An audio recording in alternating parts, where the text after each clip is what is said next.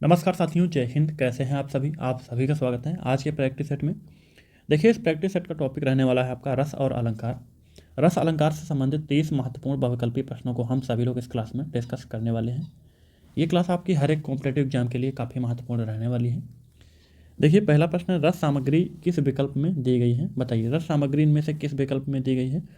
छंद, अलंकार, गुण, रीति, अभिधा, अनुभाव, लक्षणों और उत्प्रेक्षा, बिंब, वृत्ति, रसाभास, काव्य, दोष, या फिर विभाव, अनुभाव, संचारी भाव और स्थायी भाव।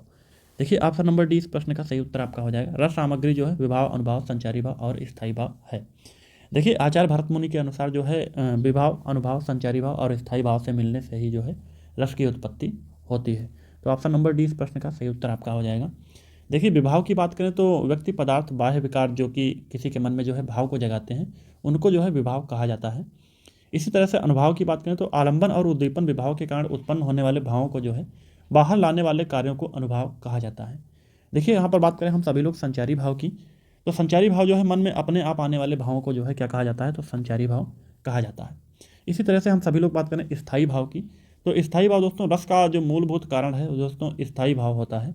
ये भाव मन में हमेशा के लिए जो है रहते हैं और ये स्थायी होते हैं। तो यही जो है रस की सामग्री है, विभाव, अनुभाव, संचारी भाव और स्थायी भाव। अगला प्रश्न देखिएगा, जहाँ दो वस्तुओं में रंग, गुण, धर्म के आधार पर जो है समानता का बोध कराया जाए, वहाँ पर कौन सा अलंकार होता है? बताइए दोस्तों, वहाँ पर कौन सा अलंकार होता है? तो वहाँ पर उपमा अलंकार हो जाएगा। ऑप्शन नंबर ए सही उत्तर इस प्रश्न का है। देखिए, उपमा शब्द का अर्थ दोस्तों तुलना होता है, तो यहाँ पर जो है तुलना कराई जाती है, तो वहाँ पर उपमा अलंकार आपका हो जाता है। देखिए, उपमा अलंकार की अगर हम सभी लोग जो है शुद्ध शब्दों में इसकी परिभाषा की बात करें, तो जहाँ पर किसी व्यक्ति या वस्तु की तुलना दूसरे व्यक्ति और वस्तु से की जाती है, वहाँ पर उपमा अलंकार हो जाता है। देखिए, जैसा कि उदाहरण की बात करें तो सागर सा गंभीर हृदय हो, गिर सा ऊंचा हो जिसका मन। यानी कि जहाँ पर जो है हृदय की तुलना यहाँ पर सागर से की गई है, तो इस तरह से यहाँ पर उपमा अलंकार आपका हो जाएगा। अगला प्रश्न देखिए, विभाव के दो भेद हैं। बताइए, विभाव के जो है दो भेद हैं, कौन कौन से हैं? प्रश्न नंबर 3। तो विभाव के दो भेद होते हैं दोस्तों, आलंबन और उद्दीपन। ऑप्शन नंबर बी सही उत्तर आपका हो जाएगा। विभाव के जो है दो भेद होते हैं, आलंबन और उद्दीपन। देखिए, आलंबन विभाव होता है, एक उद्दीपन विभाव होता है। तो इनकी बात करें हम सभी लोग तो स्थायी भावों को जागृत कराने वाले कारक जो है विभाव कहलाते हैं। स्थायी भावों को जागृत कराने वाले कारक को क्या कहा जाता है? विभाव कहा जाता है। ये दो प्रकार के होते हैं, एक आलंबन विभाव, एक उद्दीपन विभाव। अगला प्रश्न देखिए, जहाँ शब्दों के अर्थ में चमत्कार स्पष्ट हो, वहाँ पर कौन सा अलंकार होता है? बताइए, जहाँ जो है शब्दों के अर्थ में चमत्कार स्पष्ट हो, वहाँ पर कौन सा अलंकार होता है? बताना है आपको। तो वहाँ पर दोस्तों अर्थालंकार होता है। ऑप्शन नंबर सी सही उत्तर हो जाएगा। देखिए, अर्थालंकार की हम सभी लोग बात करें यहाँ पर इसकी परिभाषा की, तो जहाँ अर्थ के माध्यम से कविता में सौंदर्य भाव पैदा होता है, वहाँ पर जो है अर्थालंकार होता है। ठीक है। देखिए, इसके जो है भेद की बात करें तो इसके चार भेद जो है होते हैं अर्थालंकार के। इसी तरह से हम लोग शब्दालंकार की बात करें तो जहाँ शब्द के माध्यम से कविता में सौंदर्य का भाव पैदा होता है, वहाँ पर शब्दालंकार होता है। तो यहाँ पर सही उत्तर आपका ऑप्शन नंबर सी हो जाएगा। रस निरूपण के प्रथम व्याख्याता कौन थे? बताइए, रस निरूपण के प्रथम व्याख्याता कौन थे? आप सभी लोगों को बताना है। रस निरूपण का अर्थ यहाँ पर है दोस्तों रस के बारे में जानकारी देना। ठीक है, तो यहाँ पर सही उत्तर आपका हो जाएगा भरत मुनि। ऑप्शन नंबर ए इस प्रश्न का सही उत्तर आपका हो जाएगा। देखिए, रस संप्रदाय की स्थापना भी इन्होंने की थी, कई बार पूछा गया है, रस संप्रदाय की स्थापना किसने की? तो भरत मुनि ने जो है रस संप्रदाय की स्थापना की थी 200 ईसा पूर्व। अगला प्रश्न देखिए, जब किसी बात का वर्णन बहुत बढ़ा चढ़ाकर किया जाता है, तो वहाँ पर जो है कौन सा अलंकार होता है? बताइए, काफ़ी महत्वपूर्ण है दोस्तों। जब किसी बात का वर्णन जो है बहुत ही बढ़ा चढ़ाकर किया जाता है, तो वहाँ पर कौन सा अलंकार होता है? प्रश्न नंबर 6। वहाँ पर दोस्तों अतिशयोक्त अलंकार हो जाएगा। ऑप्शन नंबर सी सही उत्तर है इस प्रश्न का, प्रश्न नंबर 6 का अतिशयोक्त अलंकार हो जाएगा। देखिए दोस्तों, इसमें जो है इसकी पहचान आप सभी लोग देख लीजिएगा, तो इसमें असंभव और नामुमकिन तथ्य भी देखने को मिलते हैं। जैसे कि उसकी ताकत से जो है पत्थर टूट गए, तो यहाँ पर अतिशयोक्त अलंकार हो जाएगा। उसने पर्वत जैसी रोटी खा ली। ठीक है, अतिशय का मतलब होता है दोस्तों ज़रूरत से ज़्यादा। ठीक है, अतिशय की अगर हम सभी लोग बात करें तो इसका मतलब होता है ज़रूरत से ज़्यादा। एक बार समझ लेंगे तो आगे कभी दिक्कत नहीं होगी। अगला प्रश्न देखिए, आलम्बन और उद्दीपन विभावों के कारण उत्पन्न होने वाले भावों को जो है, यहाँ पर गलत हो गया थोड़ा सा, भावों को बाहर प्रकाशित करने वाले कार्य क्या कहलाते हैं बताइए। प्रश्न नंबर 7। तो इनको दोस्तों अनुभाव कहा जाता है। क्या कहा जाता है? अनुभाव कहा जाता है। देखिए, सोहत ओढ़े पीत पट श्याम सलोने गात मनहु नीलमणि शैल पर आपत पर प्रभात। दी गई पंक्तियों में कौन सा अलंकार है बताइए। इसमें कौन सा अलंकार है पूछा गया है। प्रश्न नंबर 8। देखिए, इसमें उत्प्रेक्षा अलंकार हो जाएगा। उत्प्रेक्षा अलंकार की पहचान देख लीजिए। जब उपमेय में उपमान की संभावना या फिर कल्पना की जाती है तो यहाँ पर जो है उत्प्रेक्षा अलंकार होता है। देखिए, जैसे इस पंक्ति में जो है कृष्ण के सुंदर शरीर में जो है नीलमणि पर्वत की ओर से शरीर पर शोभायमान पीताम्बर में प्रभात की जो सुबह की धूप होती है उसकी संभावना यहाँ पर की गई है, तो यहाँ पर आपका उत्प्रेक्षा अलंकार हो जाएगा। और देखिएगा, इसमें जो है मनु मानो जनु जानो ज्यों, इस तरह के शब्द आप सभी के सामने जो है देखने को मिलेंगे। ये एक इसकी पहचान है। अगला प्रश्न देखिए, इनमें से कौन सा स्थायी भाव नहीं है बताइए। स्थायी भाव इनमें से कौन सा नहीं है आपको बताना है। प्रश्न नंबर 9। इनमें से जो है विषाद स्थायी भाव नहीं है। क्या है? विषाद। ऑप्शन नंबर ए सही उत्तर हो जाएगा। विषाद जो है ये संचारी भाव है। क्या है? संचारी भाव। अब संचारी भाव की बात करें तो संचारी भाव दोस्तों भरत मुनि के अनुसार जो है 33 होते हैं। संख्या भी पूछी जा सकती है। इनको जो है व्यभिचारी भाव भी कहा जाता है। व्यभिचारी भाव।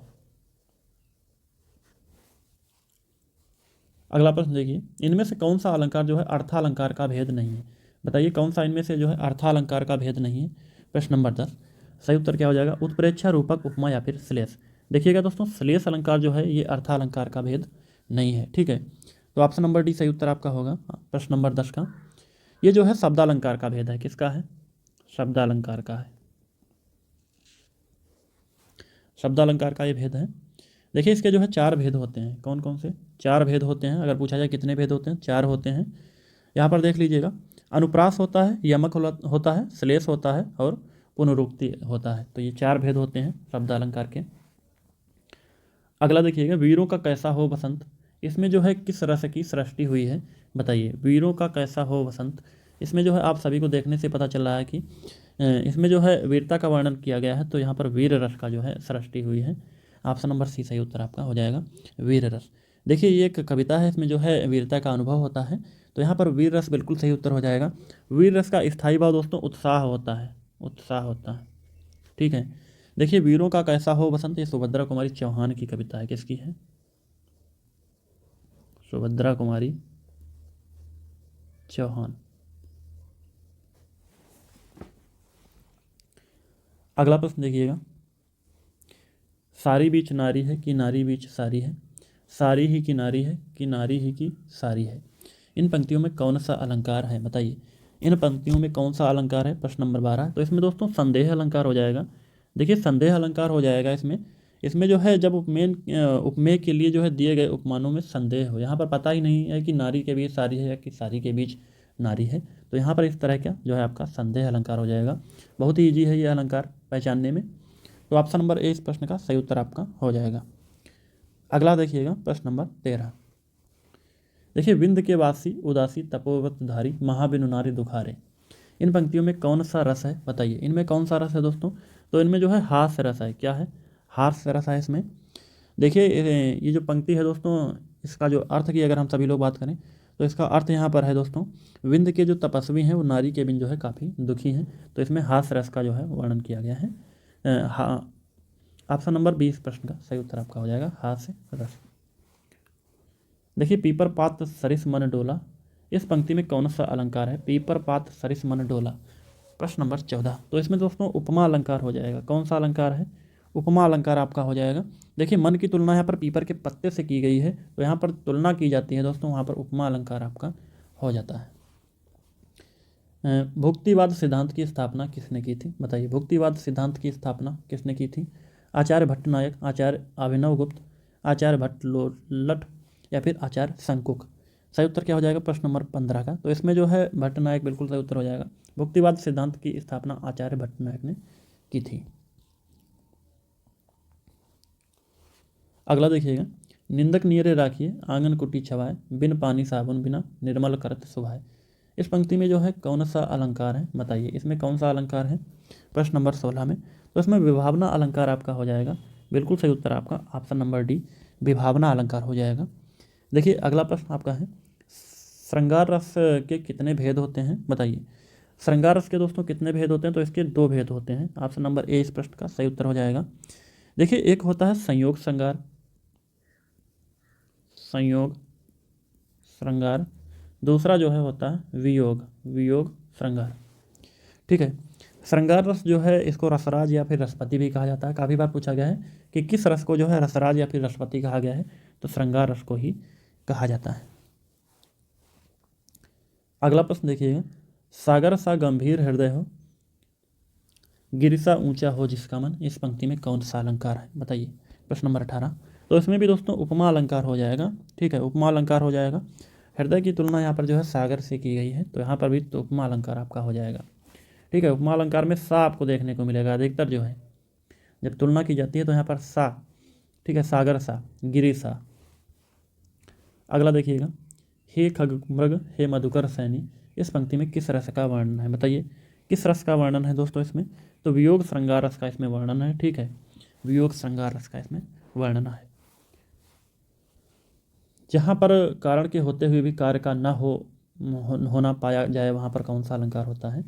देखिए कारण के होते हुए भी कार्य का न होना पाया जाए, वहाँ पर कौन सा अलंकार होगा। प्रश्न नंबर 20 का बताइए। तो यहाँ पर विशेषोक्ति अलंकार, बिल्कुल सही उत्तर आपका ऑप्शन नंबर ए हो जाएगा। कौन सा अलंकार हो जाएगा, विशेषोक्ति अलंकार हो जाएगा। ठीक है, देखिए दोस्तों यहाँ पर 2-2 मेघ बरसते हैं पर मैं प्यासी की प्यासी हूँ, तो यहाँ पर भी आपका विशेषोक्ति अलंकार हो जाएगा। नीर भरे नित्य प्रति रहे तब न प्यास बुझाए, यहाँ पर भी आपका विशेषोक्ति अलंकार हो जाएगा। उदाहरण के माध्यम से आप सभी लोग काफ़ी अच्छी तरह से जो है समझ सकते हैं। अगला देखिएगा, किस रस को रसराज या फिर रसों का अधिपति कहा जाता है, तो मैंने अभी बताया था श्रृंगार रस को कहा जाता है। ऑप्शन नंबर सी सही उत्तर है आपका। अगला देखिएगा, हनुमान की पूंछ में लग ना पाई आग, सारी लंका जल गई, गए निशाचर भाग। बताइए इन पंक्तियों में कौन सा अलंकार है दोस्तों, तो इनमें कौन सा अलंकार है। प्रश्न नंबर 22।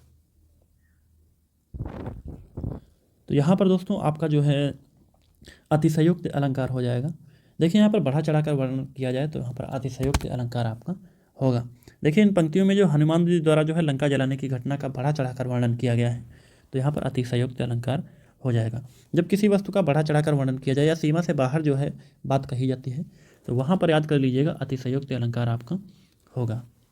अगला प्रश्न देखिए, करुण रस का स्थायी भाव है बताइए। करुण रस का स्थायी भाव क्या होगा। करुण रस का स्थायी भाव जो है शोक होता है। ऑप्शन नंबर बी सही उत्तर आपका हो जाएगा। अगला प्रश्न देखिए, प्रश्न नंबर 24। बिनु पद चले सुने बिनु काना, कर बिनु कर्म करे विधि नाना, इन पंक्तियों में कौन सा अलंकार है बताइए। इनमें कौन सा अलंकार है, तो विभावना अलंकार इसमें हो जाएगा दोस्तों, ऑप्शन नंबर सी। देखिए जिस वाक्य में जो है बिना किसी कारण के कोई काम हो रहा है, तो वहाँ पर विभावना अलंकार होता है। जैसे कि यहाँ पर दिखाएगा बिनु पद चले, यानी कि बिना पैर के चल रहा है। सुने बिनु काना, यानी कि बिना कान के सुन रहा है। तो जहाँ पर जो है जिस वाक्य में बिना किसी कारण के कोई काम हो रहा है, तो वहाँ पर विभावना अलंकार होगा, याद कर लीजिएगा आप सभी लोग। अगला देखिएगा, रस एवं स्थायी भाव की दृष्टि से कौन सा विकल्प सही है।